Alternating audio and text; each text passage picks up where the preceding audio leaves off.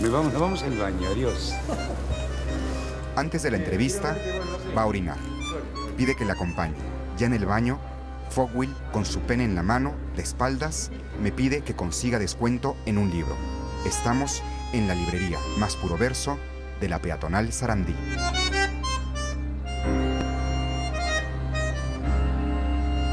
Es este, ¿no? ¿Eh? Eso, sí. Vale, ahora yo Pastucheri. leo. Vale. Bueno, averiguámelo, yo te... Sí, Pero no quiero abusar. vale. ¿Cuánto? 10%. Qué generoso. Hace años que no venden un ejemplar. Hace un año que no venden un ejemplar. Dale. ¿Sí? Ahí, con el miedo que se esconde bajo las palabras y que los ojos, necios, descubren, me atrevo. Me gustaría entrevistarte. ¿Y vos quién sos? Reta, feliz en su insatisfacción.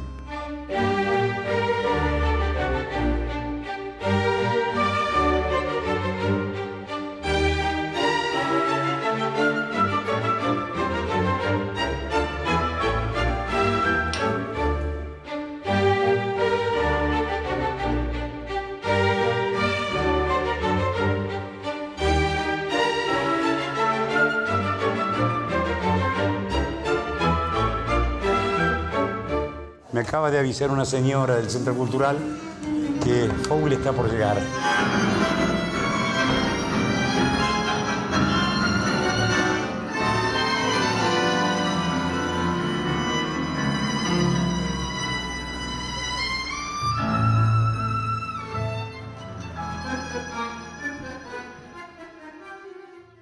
¿A qué hora me puedo ir? No sé a qué hora tiene lo otro. Ya, ya. No, yo tengo que bañarme, papito. Cuando lo termines, pero vamos, 10 minutos. Vale, Y sí. nos vamos. ¿Y cuánto tardas? No, dime la verdad. Es que no sé Mota. cómo vas a responder. Mota. No me hagas esa pregunta. ¿Cómo vas a responder? A lo mejor me dices no a la primera que puede suceder. Mota no se hincha pelota. Y entonces ya. Vamos ¿Qué a poner pasa? el micro por lo pronto. Lleva todo el día siendo él. No se agota. Fogwill está en Montevideo. Voy tras él por recomendación de mi amigo Alejandro Aliaga, quien organizó las entrevistas con la prensa en su visita a Madrid en marzo de 2010. Viaje que coincidió con la revisión de su libro Los Pichiciegos, de la editorial Periférica, y la publicación de sus cuentos completos editados por Alfaguara. El escritor Patricio Prón fue testigo de esa visita, al igual que los editores Julián Rodríguez y Paca Flores. También el periodista Pello Riaño.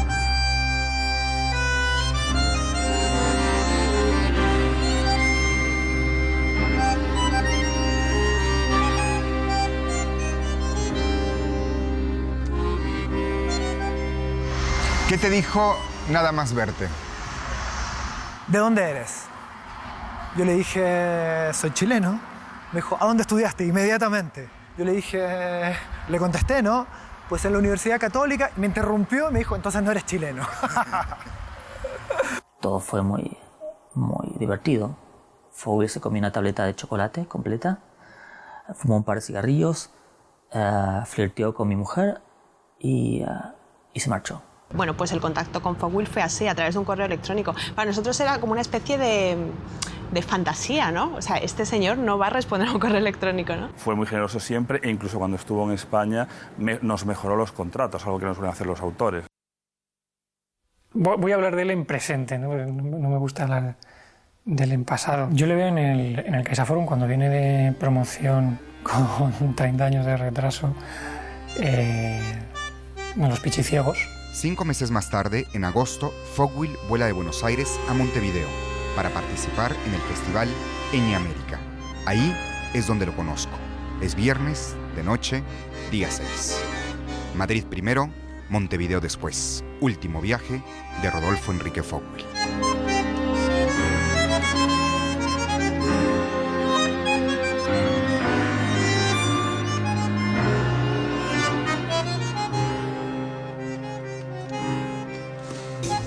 ¿Quieres media tarta?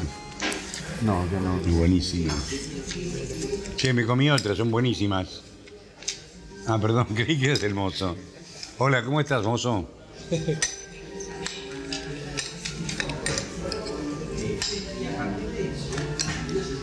Mira, suena Mozart atrás. La 40. Un pam, pa, pa, pa, pa, pam.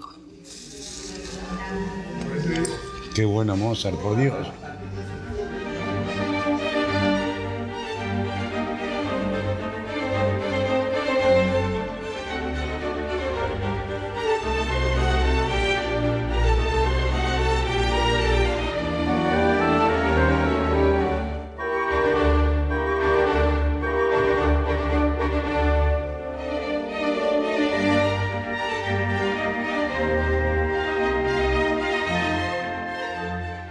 Yo digo cada boludez. Sí, por y eso, más pero me en llamó YouTube. la... Sí, por eso está bien decirlo, al menos. ¿Qué palabra en uruguayo hay para boludez? Porque yo estoy aprendiendo uruguayo, aprendí a decir refuerzo, ves tú. Y yo le tenía pánico reverencial, porque todo el mundo me decía que estaba completamente loco y que me iba a arrancar la laringe con los dientes. El primer encuentro literario con Fogwill, además me lo acuerdo perfectamente, era en la librería de la ciudad y me acuerdo una vez, me acuerdo perfectamente de haber visto en el escaparate, en la vidriera, la primera edición que todavía conservo de Mis Muertos Punk. Decidió posiblemente construir una figura de autor articulada en torno a la provocación permanente, que en su caso consistía en sostener las opiniones, posiblemente las opiniones contrarias a su propia ideología, de manera de obligarte a una reacción a partir de la cual construir un diálogo. Yo no soy del Frente Amplio ni lo quiero ser. Acá los niños comieron pasto en Artigas en el 2002. Pero sí, pero perdón, yo como pasto, a veces me encanta el pasto, los perros también. Es purgante. ¿Qué hacen los perros cuando se sienten mal? ¿Comen pasto? Pero claro, y yo también. O me tiro al piso, como lo que encuentro. Si hay una chica, mejor. Pero sí que recuerdo que nos lo puso complicado, ¿no? Pero complicado por estas cosas que las estrellas a veces tienen, ¿no? El billete, el avión, el barco, el no sé qué, la hora, el hotel. Hubo que cambiarle de hotel porque no le gustaba el hotel en el que estábamos todos. Y la temperatura horrible. Anoche 5 grados. Baño al baño me aguantaba las ganas de cagar y me cagaba en el Centro Cultural de España. Cagaba a cargo de la Corona. Y no puedo. ¿Por qué no puede? Es bueno cagar a cargo de la Corona. ¿Pero por qué no puede? Pues te morías de frío. Sus gritos llevan a él, su locura desprende autoridad. Engancha, tanto más que los 12 gramos de cocaína con los que escribió en 2 días y medio Los Pichiciegos, parte fundamental de un mundo y un mito llamado Fogwill. Se sentó a escribirlo en un periodo de tiempo muy corto. Como él decía de broma, que había conseguido mucha menos cocaína de lo que se decía por ahí. Recuerdo que me contaba que le contó una novia que le decía que realmente él usaba la cocaína no para hacer el amor. Él hacía el amor para usar la cocaína. Y que lo escribió un poco al dictado, casi no tenía de una manera así casi automática, al dictado casi de esa frase de su madre y de esa imagen de ella viendo la televisión y con esa especie de casi de ilusión, de euforia patriótica, cuando él lo que cuenta es terrible en la novela y no sabía cómo iba a acabar la guerra. O sea, que acabó la novela antes de que... o la escribió en paralelo, o sea, no tenía muy claro que la guerra fuera a ser el desastre que fue, ¿no? Lo primero que cuestiona es precisamente el concepto de verdad, ¿no? Pero porque es muy creíble la novela y realmente te invita a que te lo creas, aunque él reniegue de esa verdad. Que un escritor informado, extraordinariamente culto y que además conocía a una buena cantidad de desaparecidos, sostuviese la idea de que los desaparecidos no habían sido tantos, resultaba tan paradójica que llevaba por fuerza a tomar posición. Fogwill era perfectamente capaz de perpetrar una página surrealista magnífica y de hacer diálogos dignos de Vargas Llosa, que los hay en Los Pichiciegos. Esta idea habría horrorizado, ya siento a Fogwill disparándome por haber comparado a Vargas Llosa con su literatura. Pero lo que quiero decir es que la ductilidad estilística de Fogwill era brutal. En la librería hemos conseguido un 10% de descuento. Fogwill, de pie, escucha y después mata. ¿Podemos hacer descuentos en sus libros? ¿Eh? ¿Podemos hacer descuentos en sus libros? ¿A quién? Sí, por supuesto. Pueden regalarlo, total yo ya lo cobré. Yo vendo mi libro y los vendo anticipados. Si a quien que roba a un ladrón es un niño de perdón. ¿Quién es el dueño de esta librería? Son dos socios. ¿Cómo se llaman? Rubén Forni y... ¿Eh? Rubén Forni y Forni. Fernando Castillo. Bien, no son Prisa, que es la dueña de Alfaguara, la dueña de Diario El País, la dueña de Santillana, la dueña de la TV, mitad de TV España, ¿no? No. ¿Ves? Sí. No sabía que era tan grande el libro. Los kilos me pesan en la vida en el barco. ¿Qué tal? 450, 500 Muchas gracias. Estudié medicina, letras, filosofía, matemáticas. Canto, música, francés, inglés, alemán, rudimientos de griego y latín. Y olvidé casi todo. Enseñé metodología, estadística, teorías de la comunicación, teorías de las ideologías y sociología. No aprendí casi nada. Estuvo sentado, mira, yo diría que primero acá, frente a frente, pero después él se sentó acá. Y acá fue donde hizo alguna acrobacia, incluso en este sillón, diría, o sea, hizo como alguna elongó con una pierna, justo con la pierna que se había accidentado además, ¿no? Pero levantó la pierna. Sí, para el fotógrafo en este caso era el Diario Público que lo entrevistaba. Y sí, hacía como acrobacia. O sea. Tuvo un pequeño percance en el hotel, se tropezó con un cable, entonces tuvo un pequeño accidente que él supo identificar en el segundo 7 porque tenía unos extraños conocimientos de medicina, pero muy precisos y que no parecían inventados. Bueno, se hizo algo en la planta del pie que le hacía cojear y demás, ¿no? Continuamente se quejaba un poco.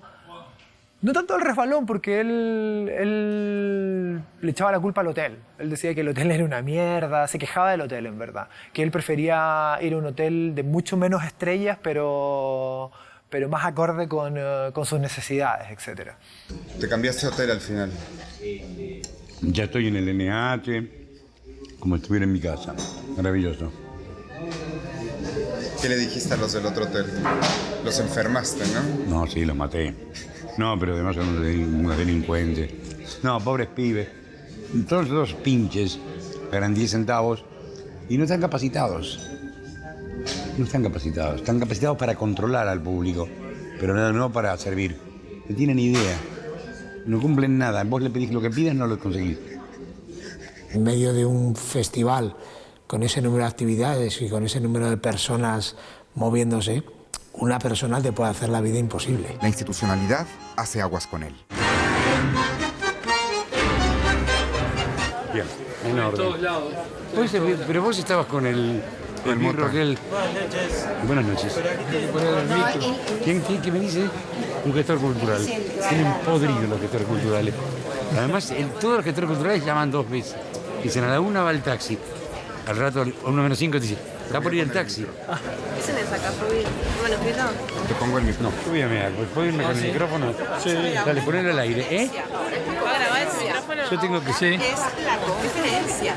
Sí, no vamos a... No, ya hiciste una entrevista hoy. Fogwill entra en escena, con su protesta, que es la provocación más eficaz para hacer lo que uno es más en la vida, por poco que uno sea. Y le decía que ahora voy a hablar de mí. Pero era un chiste, nadie lo entendió, me parece. Porque el chiste es la palabra ahora. Si lo único que hice en la vida fue hablar de mí. Eso. O hacer que hablen de mí, hablando. Eso. Yo tenía un menú que tenía que completarlo, pero no me dio el tiempo. Los jóvenes periodistas de España, de allí, Uruguay, no sé dónde más, me chuparon la sangre. Y nadie me chupó ninguna otra cosa, lo cual es tremendo.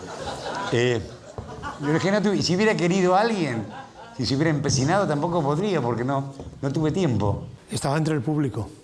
Estaba viendo la conferencia de Fogwill y exactamente cuando pasó esto estaba riéndome. Toda una pequeña fortuna que pagó la Fundación No sé X, que edita la revista Eñe. En Argentina también hay una ñ, pero ñ sola, ñ.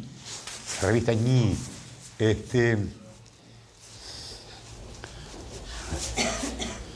Es muy difícil hacer una peor, pero bueno, parece que en España lo pueden lograr.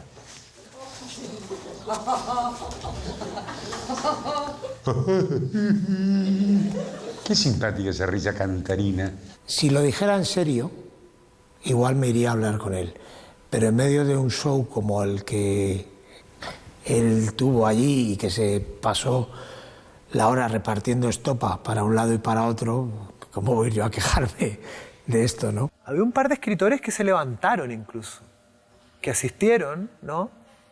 Y se levantaron y se fueron porque tuvo la misma actitud provocadora, desafiante de siempre. Lo que pasa es que acá no se lo conocía. O sea, llegó casi como el nuevo escritor, aun cuando llevaba décadas escribiendo. Entonces, ya se empezaron a escapar, ¿no? Ya se van a ir. A veces suelo dejar vacía la sala. Y los que quieran irse, váyanse, por favor. Por supuesto, un escritor brillantísimo y un invitado de lujo, pero nos había parecido en algún momento una persona demasiado incómoda, y probablemente el demasiado incómoda lo era, pero el demasiado era que estaba más enfermo de lo que pensábamos. Ya de grande, un médico me hizo una serie de pruebas de equilibrio, de simetría visual. El resultado fue que mi cerebro era como el de un epiléptico. Ataques de agresividad, cambios absolutos de carácter, no medir la consecuencia de mis actos. Nunca me he planteado que Fogwill pueda ser atacado más allá del miedo que produce la ignorancia. Más allá de la mediocridad, de criterio, del desconocimiento. La milonga La Galponera. ¿La conocen? No conocen una mierda. Pero te digo, por ejemplo, La Galponera tiene estrofas que yo no pude hacer nunca, algo así. Mira cómo describe La Montonera. Y cómo la describe y cómo analiza su composición y su sentido político. Político en el sentido marxista de la política, ¿no? Fue el capataz de sargento, de comandante el patrón, y los peones de milicos, salga de ahí si era un primor. Y ustedes no lo perciben porque no sé qué represión padecen. Eso no lo hace nadie de los músicos contemporáneos, ningún rockero, ni por supuesto no lo hace Charly García, ni lo hace tarado de Fito Páez. ¿Se entiende? Ni lo hace Jaime Ross, que no es tan tarado. ¿Alguien sabe cómo sigue? Bien, mamá, bravo. Por fin. ¿Sos argentina vos también? Fogwill, el autor de Los Pichiciegos, del cuento de culto Muchacha Punk, de la maravillosa novela corta Help a él y de varios otros libros entrañables e inclasificables como él mismo. Cuando leí por primera vez Mis Muertos Punks, que incluso tengo la primera edición, una edición horripilante, muy fea, para mí fue como una especie de gran alivio, de decir, se puede ser un escritor argentino y escribir así sobre esto también, ¿no? Sobre todo el cuento Muchacha Punk. Si uno toma Muchacha Punk, que es probablemente uno de los mejores cuentos del siglo XX, escritos en castellano, en mi opinión, es verdad que el tono, lo que yo llamo la música Fog, el ruido Fog, se parece un poco a la imagen que él proyectaba de sí mismo, impertinente, hiperkinético, inteligente, atrevido, ingenioso y poético. En el living hay ropa, diarios, partituras, zapatillas, un telescopio, binoculares, botellas de Coca-Cola vacías y una computadora. La pantalla y el teclado cubiertos por grumos endurecidos de polvo, tiempo, mocos. Pero Fogwill dice que es chocolate con saliva. Mientras escribo, dice, como chocolate, me chupo los dedos y eso se queda pegado. Antes era peor, tomaba merca y la merca se come el cobre. En sus libros es más el actor Fogwill también. En sus libros a veces el personaje está extremado. Eso pasa en Help a él, por ejemplo, ¿no? Y sin embargo en la vida real, como decía Paca, es más sentimental, mejor persona que a veces el personaje de sus libros. Al contrario de lo que suele suceder, los escritores muchos son malas personas y suelen pintarse o dibujarse como mejores personas en su obra, y sin embargo Fowl era al contrario, ¿no? Más bien hacía burla del personaje que era él, ¿no? El imperativo de escandalizar y de provocar una reacción inmediata que Fowl parecía sentir distraía a muchos, y de a ratos también al propio Fowl, de la producción de una obra. Pero vamos a ver cuántos críticos, profesores y poetas gay editaron a Néstor Ferlonde. Yo lo edité cuando era solamente militante puto. Jamás hubiese aceptado la palabra gay porque era imperialista. Después entró en la academia brasileña, soñaba con una cátedra en no sé dónde y bueno, me parece una maravilla lo que es que si vos sos anti-gay, es como si te negaste el holocausto, ¿no? No entraste en una cátedra ni en Francia ni en Estados Unidos, pero ni en una cátedra de colegio de marginales negros delincuentes. Ese que se quedó sin profesor porque mataron a 3. Bien. No había cementerio indio donde él se privara de empezar a zapatear sobre las tumbas, ¿no? Cosa que también siempre a mí me parecía bastante interesante y admirable en los libros. Después en la parte de las entrevistas y de su figura pública, con el paso del tiempo qué sé yo, fue perdiendo la novedad, por decirlo de algún modo. Fui publicitario, investigador de mercados, redactor, empresario, especulador de bolsa. Terrorista y estafador, según advierte en mi prontuario la Policía Federal. Por favor, los que tienen celular, déjenlo prendido. No, en serio, tiene una gracia. A mí me parece maravilloso que estemos comunicados. Creo que es el primer escritor que yo recuerde que tuvo su página web propia. La cual ahora imagino que parecería muy precaria, pero que en aquel momento era todo un despliegue de talento y de dominio de las nuevas tecnologías. Soy tecnofílico, perversamente tecnofílico. Cada cosa que aparece me la apropio. La trato de aprender incluso, ¿no? ¿Te gusta estar conectado a la red? No. ¿Consultas el correo? Te vi. Sí, no todo el tiempo. Todo el tiempo. No, todas las mañanas, por ejemplo. Hay 20 minutos de contestar y consultar y leer los diarios por internet y eso. ¿A qué hora escribes normalmente? Y justamente después de eso. Después de eso. Sí, tipo 7:30 de la mañana empiezo a escribir. Durante 17 años fui objeto del psicoanálisis y eso me acostumbró a ser malentendido. Durante más de 15 fui fumador de pipa y eso fue deformando mis maxilares hasta arrasar con mi dentadura. Por más de 15 años fui cocainómano y eso alteró mis relaciones sociales y me hizo perder muchísimo tiempo. De mi obra publicada rescataría los poemas de Partes del Todo, 6 de los 20 relatos que figuran en Restos diurnos, Pájaros de la cabeza y Muchacha Punk, y la novela Los pichiciegos. En mi obra inédita hay 3 cuentos, 2 novelas y 2 poemas que, si están a la altura de esa antología personal, serán oportunamente publicados. Lo poco que tengo de poeta es lo que más vale de mi obra en prosa. Cuando haces prosa, ¿no se pone como poeta? O sea, no entiendo eso. No, es otra cosa, es otra voz. En poesía la escuchás bailándola, ¿no? En la prosa la escuchás pensándola. ¿Está? Es una alegoría lo que estoy diciendo, una metáfora, no es tan así, pero... Ahí... ¿Entendeu? Ahora, lo que pasa es que hay muchos grandes poetas que los vemos todos los días, hasta los leemos todos los años y no nos damos cuenta que son grandes poetas. Porque el gran poeta, el rango de una poesía es algo como si fuese completamente lógico y mecánico, el determinante el rango, el pertenecer o no pertenecer a lo grande.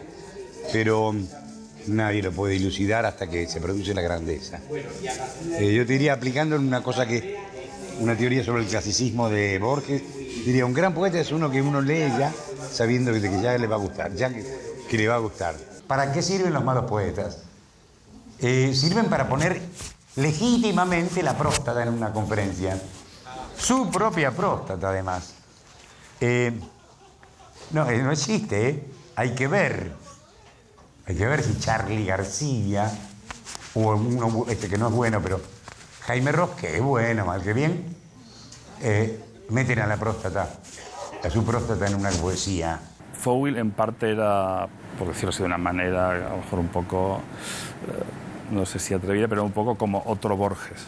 Es decir, otro Borges en el sentido, para mí, me parece que él tiene textos que están a la altura de los textos de Borges, y Borges es uno de los grandes escritores, no solo en castellano y no solo argentino, sino de todos los tiempos. Pero yo creo que él se dio cuenta también que muchos de los escritores argentinos anteriores a él, y sobre todo Borges, también eran como un gran histrión. Novelas como Urbana sirven, como Vivir afuera, sirven perfectamente para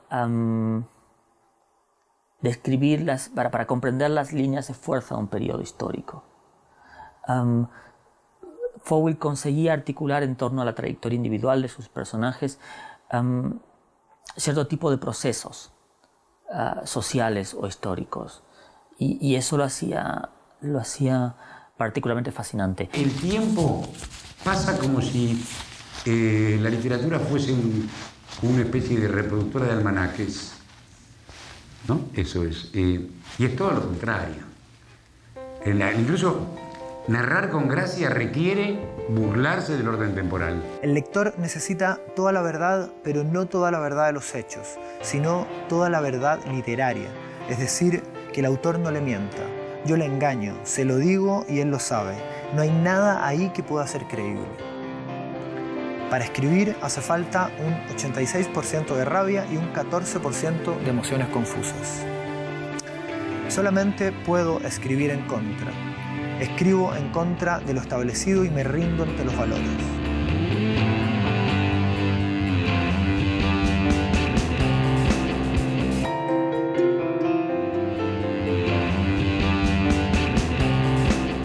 Había sido también vendedor, entre comillas, es decir, había sido publicista, sociólogo, y sí se daba cuenta que la obra alcanza una difusión distinta e incluso mayor cuando va aparejada de controversia. Como mucha gente cree que es un artista, ¿cómo se llama? No, Paco Ibáñez, no. El cubano, ese cubano que canta música falsa, de protesta falsa. Silvio Rodríguez, ese que escribe amo una mujer clara en un país de negros, ¿no? No, si miran la foto del gobierno, no, pero si miran la población, sí. Amo una mujer clara que me ama sin pedir nada.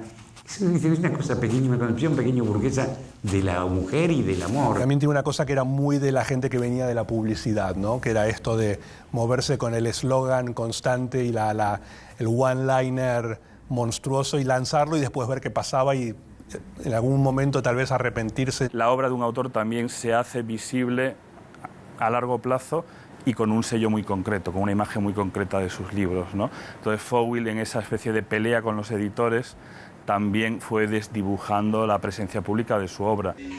¿Estaba en venta acá eso? ¿Estaba en venta acá? Sí, lo compré. ¿Acá? Con mi dinero, sí. Bien. 630. ¿Cuánto es eso en dólares? Es el mismo precio tus libros aquí que allá, que en España, que varía el precio según el país, ¿o cómo es el tema? No sé. No, en Chile son mucho más caros todo porque hay que sumarse el IVA. En España también tienen IVA. Pero en España tienen el 4%. Bueno. ¿En Chile cuánto tienen? ¿El 16 o 18? Sí, no sé mucho. Sí, una burrada. Sí, pero además son todos ladrones, Claro, los intermediarios chilenos y los distribuidores son todos pícaros. Añadió cláusulas, cambió conceptos que nos ayudaban más, que o alargaban el periodo de un contrato, o nos beneficiaba, o nos concedía la posibilidad de reeditar un texto sin tener que consultarlo con él siempre, etc. Digamos que al principio era más vigilante porque consideraba que había tenido malas experiencias con los editores. Algo que no es un accidente, obviamente, es Mario Lebrero, ¿no? Merece un homenaje muy grande, que no sé cómo hacerlo. Bueno, yo lo homenajeé en vida e inmediatamente después de su muerte muchas veces. incluso me jacto, no voy a jactar, si reconozco todas las cagadas que hago. Me jacto de haber incentivado la publicación de él.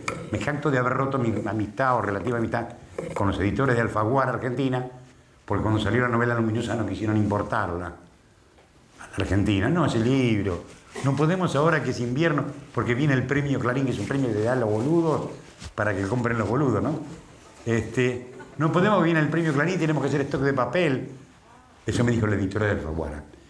Después tuvieron que transar porque lo editaron en Argentina. El personaje Fogwill era tan potente, tan arrollador, aún así, en vida, no consiguió, hemos podido comprobar, ¿no? Ni la masividad, ni el reconocimiento que por ahí se merecía. Se le reconoció en apenas un año un trabajo de toda una vida. ¿No? Me refiero, por ejemplo, a los cuentos completos en Alfaguara, una colección que está llamada Scott Fitzgerald. De repente que Fogwill entrase en esa colección, bueno, era un hecho insólito cuando se estaba publicando en ese mismo momento Los Pichiciegos, ¿no? Yo no sé por qué no ha tenido mayor trascendencia realmente.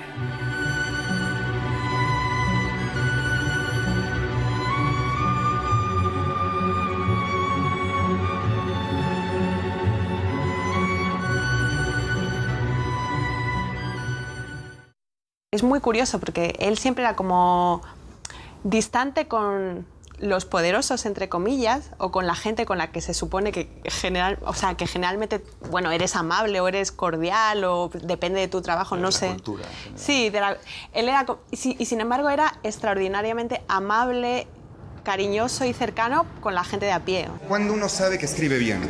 Perdón, mi asesora, dejaste la tarta ahí. No, pero llévala. Pero cómela. Llévala si te ven, salís en el éter. Te van a ver todo España, es madrileña el bicho el bellísimo animalito Bueno. Madrileña pero con sangre. Peruana. Sangre peruana. Por Dios. Raza superior el Inca. Los pómulos, viste, una maravilla. Vos también tenés pómulos americanos. Americanos. Enfermando totalmente. ¿No? Lleva 2 días. 2 días llevas. Y no cae. Quiero. Y no cae. Quiero y no pica. Bueno. Era alguien que era vitalista, que tenía humor y que siempre hacía bromas sobre todo, sobre el sexo especialmente, porque era uno de sus temas de conversación y le parecía que eso sigue provocando mucho. Y empezó a decirme que tenía que hacerle un hijo a mi mujer antes de que viniese un macho de verdad y se la cogiese con una pija de macho latino y no con mi pija chiquita de rosarino. Me pasa con Fogwill que además de ganas de seguir leyéndolo, me dan ganas de escribir, me dan ganas de vivir, me dan ganas de salir a conocer gente, de meterme en problemas, de pasarlo bien con todo lo mal con todo lo malo que me pudiese pasar para pasarlo bien. O sea, me dan ganas de correr riesgos en el fondo. Se necesitan malos poetas. Flores por piel. Buenas personas, pero poetas malos. Se necesitan Carlos y Roberto que escriban. Gente que cante al amor adolescente, al autito que nunca lo dejó, a la Coca Light. En los bancos, en las pizzerías de los barrios y en los slippers se buscan poetas, funcionarios, consultores, todo eso sobra. Faltan los poetas, los 1000, los 10.000 malos, cada uno con su orgullo, cada uno armado con su poemita impublicable. Se necesitan para que broten nuevos sentimientos sencillos, nuevos pensamientos inútiles que hagan estallar sobre nosotros las 10.000 flores del poema.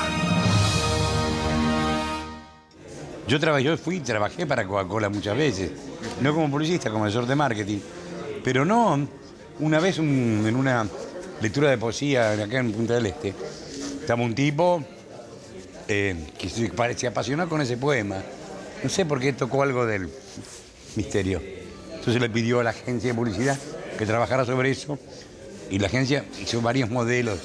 Por supuesto que lo que se lee en la propaganda de Coca-Cola no es mi poema, es una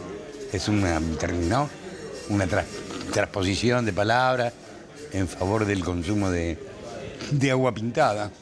Pero bueno, eso, no tuvo mucha influencia.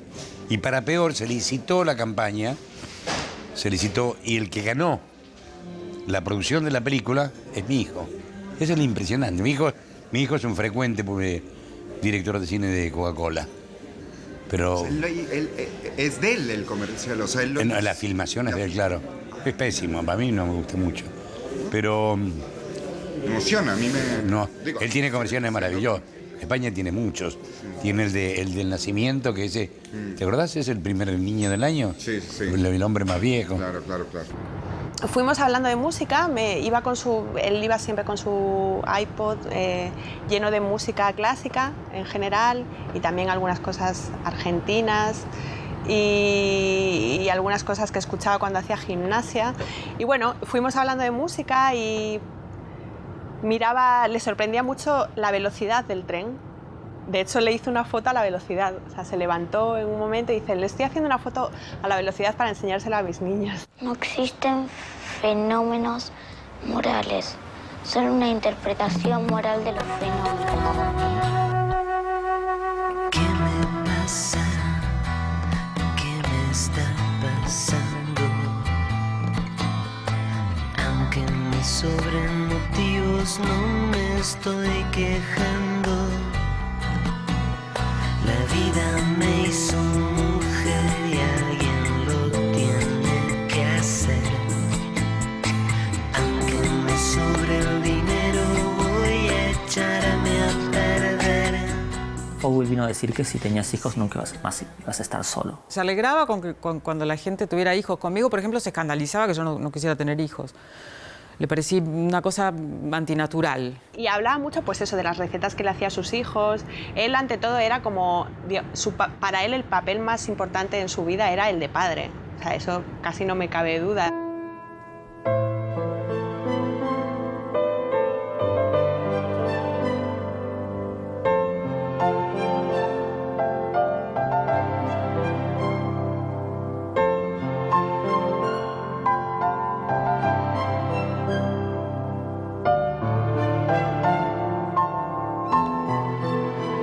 Lo primero que hizo al llegar a la editorial, a Madrid, al regreso de su gira de conferencias, fue ponerse a fregar los platos, a ordenar la cocina, como si fuera su casa o la de alguno de sus hijos. Nos dejó, no sabemos si olvidados, un chocolate raro y delicioso, suizo, un paquete de Marlboro a medias y una nota sobre él que acaban de publicar en catalán pegada con un imán en la puerta de la nevera. Hace poco hemos leído en una crónica de su velatorio que alguien dijo que Fogwill quería pasar por un negociante, aunque en el fondo era un romántico. No podemos estar más de acuerdo. Me recuerdas mucho a mi padre con el tema del... Ay, Pepito. No, espera. Del enfisema, No, porque toma la misma droga que yo. Mucho mi papá. ¿Vive todavía? Sí, vive. Bueno, Está no tiene que quejarte. conectado con un tanque permanente, pero trabaja. ¿Tiene un tanque? Pero permanente, es portátil. Y va a todos lados con el tanque. Y se queda ahí. Y cuando venga la crisis total y no haya gas ni electricidad, ¿qué va a pasar? Va a tener que aprender a respirar de nuevo. Yo ahí lo quería ya.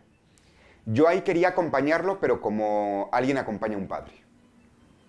O sea, yo le vi con una dificultad al respirar, profunda, o sea, peligrosa diría, con una necesidad de conectar fuera de todo, afuera de todo. ¿En serio? Sí. Está listo. Está listo entonces. Te lo pregunto. Yo voy ahí, porque, sí. Te lo pregunto porque él... Tiene varios tanques seguramente. Porque tiene varios, ¿no? Claro. No, porque viste que yo también, mirá. Yo llevo acá y en la mochila tengo cinco aparatos más. Pero tienen en la habitación, tienen... Claro, sí, yo también, sí, yo dejaría uno en el borde de la pileta. Está bien, saco uno en el vestuario.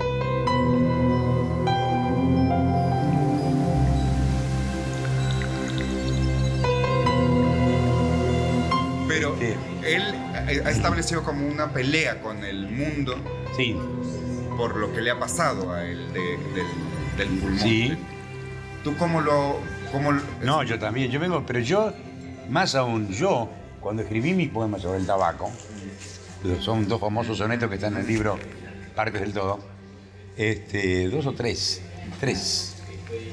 Porque son 2 sonetos, una lira y después un largo poema en prosa que se llamaba Diálogos del Aire, que habla de la respiración, pero era el tema. Sí. Y cuando escribí eso, pero fumaba, estaba sanísimo, estaba en la plenitud de la respiración. ¿Entendés?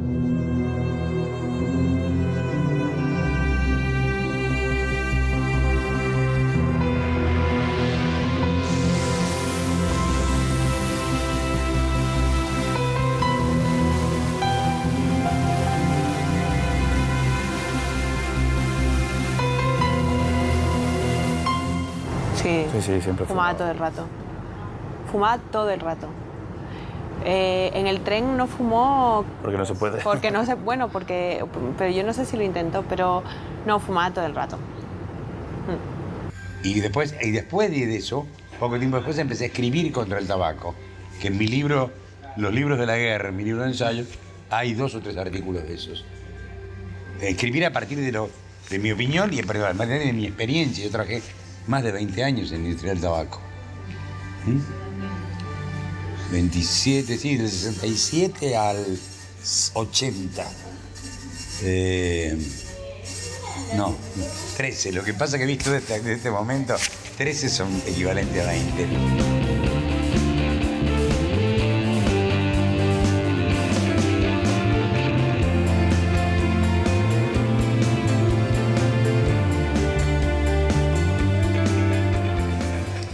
¿Viste cómo se engaña la gente? Claro. Sos un lector, Sí. vos. Sos un lector, pero caíste en la trampa. No. Yo lo que estoy contando es un cuento que se llama Luz Mala, donde el narrador del cuento, que está en mi obra completa, el narrador de ese cuento escribe, tengo 40 y tantos años. Y entonces se lo edité, lo publiqué, salió bárbaro, tuvo bastante éxito, fue muy leído y pasó la historia. Cuando en el momento de terminar, de compilar una segunda edición de ese libro, lo volví a leer para las correcciones. Y veo que tengo 40 y pico, de, no sé, 50 años, y yo ya tenía 60 y moneda. Y era un lío, digo, mató el cuento esto, que mató la gracia. Porque en aquel momento había puesto una edad mayor que la mía. Había puesto 10 años más que yo. ¿Entendés? Y habían pasado otros 10 años, demonio, bueno. Es atroz, el tiempo no perdona. Claro, si yo escribí hace 30 años, lo que ya soy... Estoy podrido de eso. Su obra podrá seguir o bien adscribiéndose a un cierto nicho que vendría a corresponderse, ¿no?, con los escritores medio raros que lo llamaban, aun cuando de raro no sé si qué tanto tenía. O bien masificarse incluso, porque ya ahora, si ya era de culto vivo, ahora muerto, pues más de culto, ¿no? Puesto a morirse, yo creo que si él oyera esto, seguro que se reía, puesto a morirse, mejor después de una conferencia en el Festival Leñe que no antes, por ejemplo. ¿Cuándo uno sabe que escribe bien? No sé, no. Cuando uno está convencido, cuando uno se convence, chao, el que se lo cree escribe bien. Después se verá, cuando convenció a uno más, ya empieza. Uno tiene 20 convencidos, ya es un escritor. El escritor con 20 convencidos se hace toda una mafia, ¿no? Una logia de público, esas que van a las presentaciones de los libros, te lo recomiendan, te lo regalan para tu cumpleaños. Es una porquería, pero es el novio de una amiga, bueno. ¿Entendés? Era un tipo tan necesario, con su insolencia, con su reverencia, con su radicalidad, con su... le puso el cuerpo a todas las ideas que él tenía. Y me parece que es una pérdida tremenda. Cuando nos despedíamos le di un abrazo, cosa que en mí es bastante inusual, y le agradecí por los libros y por todos estos años de lectura. Y él creo que se conmovió un poco y me dijo algo así como, bueno, gracias a ustedes por estarme leyendo las pavadas que escribo. Dijo algo por el estilo. Y ya está, y se fue. Y poco tiempo después murió. Eso. Bueno, nos vamos. Señor Mota, muchas gracias. Libre de viejo, autoritario de sincero. También se acerca y firma por siempre. Para Mota, que lo compró con amor. ¿Me lo firmas? Pero que tú, lo que quieras. Para Mota. Para Mota de que lo compró. polvo. ¿Qué edad tiene? 74, viejo, ¿no? Sí.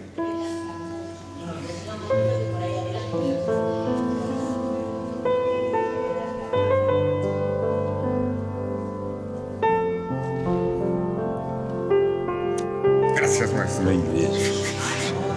Están molestando. ¿Quién? La chica que no... ¿Qué chica? La chica me está molestando. Hay que bañarse, dice que sí. Y no tengo quien me enjabone. El último momento es cuando me anota su móvil, me dice, veámonos en Buenos Aires, y me dice, tengo que salir. Le dije, pero ¿a dónde? ¿Te vas hoy? Me dice, sí, me voy en un rato, pero tengo que salir. Le dije, ¿a dónde? Y me dice, necesito aire. Entonces le dije, está el Río de la Plata. Me dice, me voy al río. Y se fue al río.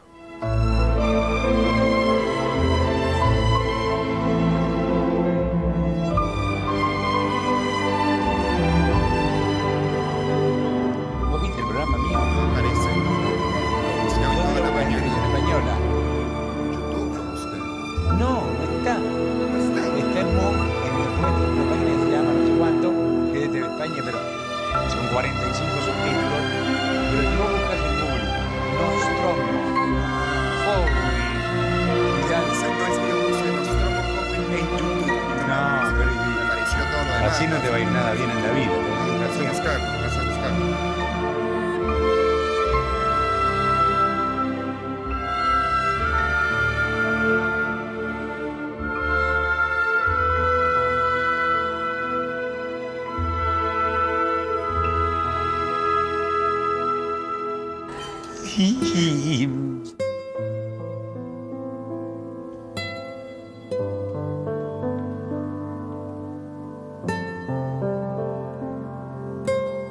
Había una vez que yo soñé algo y lo olvidé.